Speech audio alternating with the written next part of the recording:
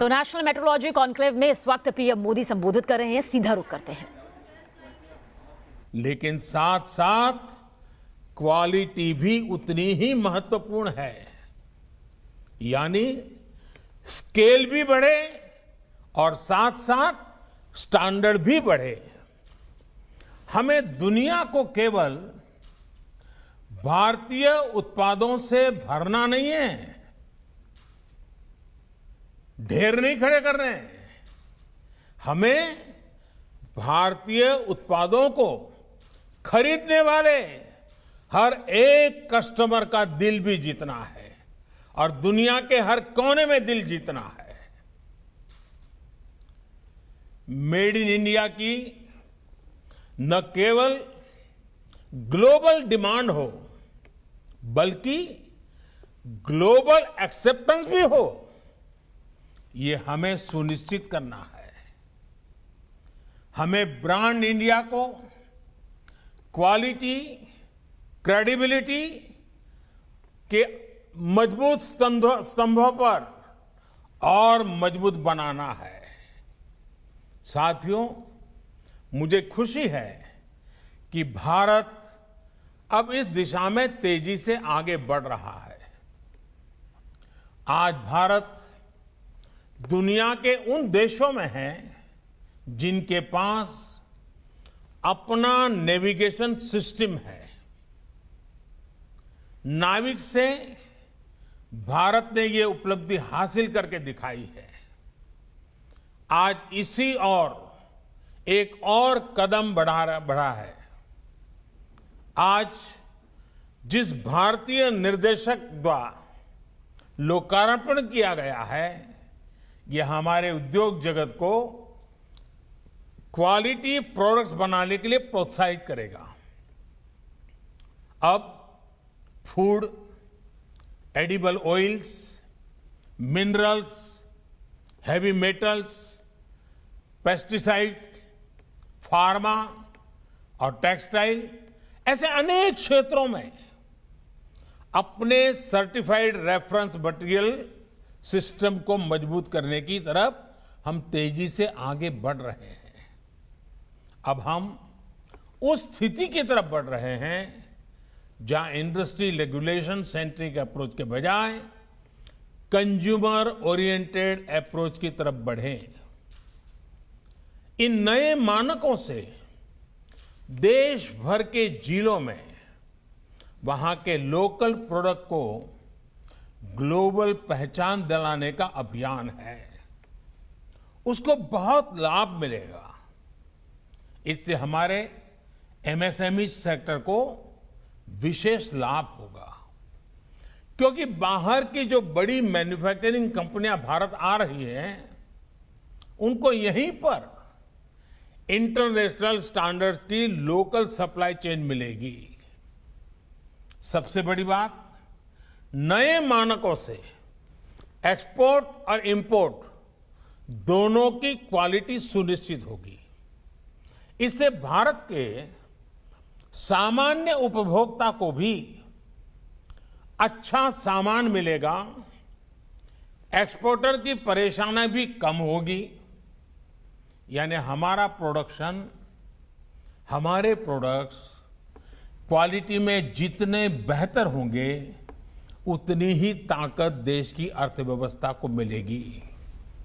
साथियों, अतीत से लेकर वर्तमान तक आप कभी भी देखें, जिस देश ने साइंस को जितना आगे बढ़ाया है, वो देश उतना ही आगे बढ़ा है। ये साइंस, टेक्नोलॉजी और इंडस्ट्री का वैल्यू क्रिएशन साइकिल है। साइंस से कोई आविष्कार होता है तो उसी के प्रकाश में टेक्नोलॉजी विकसित होती है और टेक्नोलॉजी से इंडस्ट्री खड़ी होती है, नए उत्पाद तैयार होते हैं, नए आइटम निकलते थे, प्रोडक्ट निकलते हैं। इंडस्ट्री फिर नए रिसर्च के लिए साइंस में इन्वेस्ट करती है और ये साइकिल नई संभावनाओं की दिशा में आगे बढ़ती जाती है। सीएसआईआर एनपीएल ने भारत के इस वैल्यू साइकिल को आगे बढ़ाने में अहम भूमिका निभाई है। आज जब देश आत्मनिर्भर भारत के लक्ष्य को लेकर आगे बढ़ रहा है, तब साइंस से मास मैन्युफैक्चरिंग की इस वैल्यू क्रिएशन साइकिल, इसका महत्व और बढ़ जाता है। इसलिए सीएसआईआर को इसमें बड़ा रोल निभाना होगा। साथियों, सीएसआईआर एनपीएल ने आज जिस नेशनल एटॉमिक टाइम स्केल उसे जो देश को सौंपा है, उससे भारत नैनो सेकंड यानी 1 सेकंड के 1 अरब हिस्से तक समय को मापने में भी आत्मनिर्भर बन गया है। 2.8 नैनो सेकंड इसका ये एक्यूरेसी लेवल हासिल करना अपने आप में बहुत बड़ा सामर्थ्य है।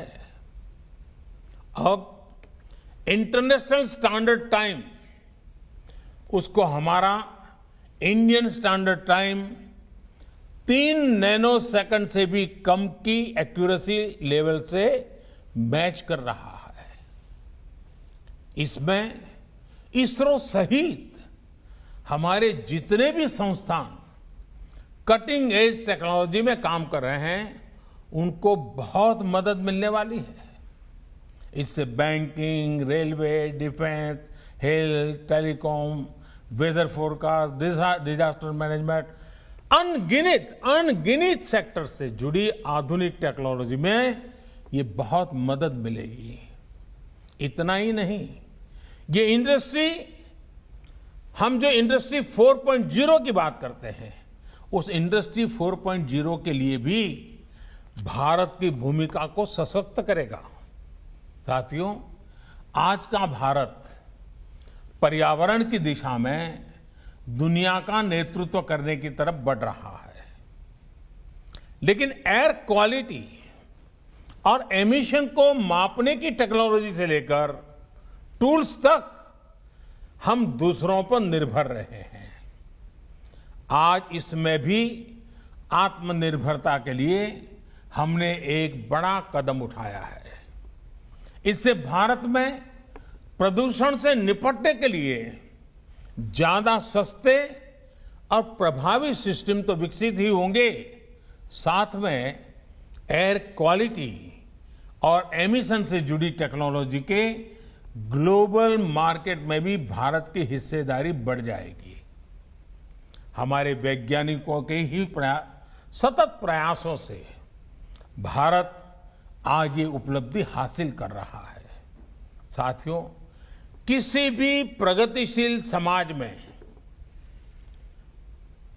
रिसर्च जीवन का एक सहज स्वभाव भी होता है।